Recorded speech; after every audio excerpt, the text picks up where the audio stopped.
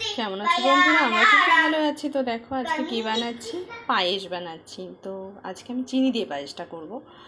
এর আগে করেছি তখন শীতকালে করেছিলাম, তো সেই সময় গুড় ছিল, খেজুর গুড়, তো তখন খেজুর গুড় দিয়েই করেছিলাম।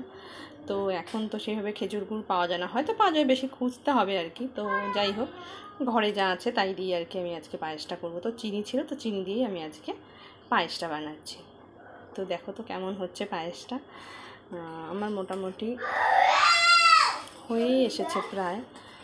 দেখো চালগুলো সেদ্ধ হয়ে গেছে, দেখেছো তোমরা? আর একটু ফোটাবো আর কি, আর একটু দুধটা টানলে তারপরে আমি গ্যাসটা আর কি অফ করে দেবো। নেড়ে যাচ্ছি, এলাচ দিয়েছি, চিনিও দিয়েছি। মানে মামামের বাবা খুব ভালোবাসে রুটি দিয়ে পায়েস খেতে। তো আজ শনিবার নিরামিষ, তো আজকে পনিরের ঝোল করেছিলাম, চাটনি করেছিলাম, বেশি কিছু করিনি সকালে।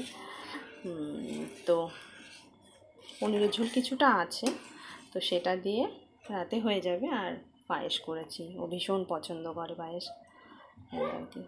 আমার শাশুড়ি মা, আমার মা খুব ভালো পায়েস রান্না করে। তো আমি তাদের মতো পারি না, আমি আর কি চেষ্টা করি যাতে কিছুটা হলেও ওর মায়ের মতো করে খাওয়ানোর চেষ্টা করি, যাতে একটু ভালো লাগে আর কি। তো এই আর কি ব্যাপারটা।